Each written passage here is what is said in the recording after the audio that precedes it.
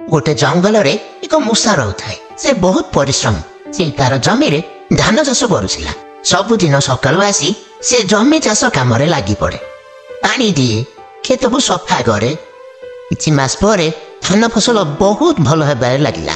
मूषा यह देखी बहुत खुशी ହେଲା। यह देखी जंगलर किछि पिंपुड़ी माने लोभ कले। एक रात्रि समय से माने आसी मूषार धान खेत रे धान खाईदेले एवं एते लुटिले जे अधिकांश फसल नष्ट हो गला। सकाळे मूषा यह देखी बहुत दुखित हो गला। से अत्यधिक कांदिबाकु लागला। शेषरे से ठीक कला जे एपरि अन्याय सहिबा उचित नहे।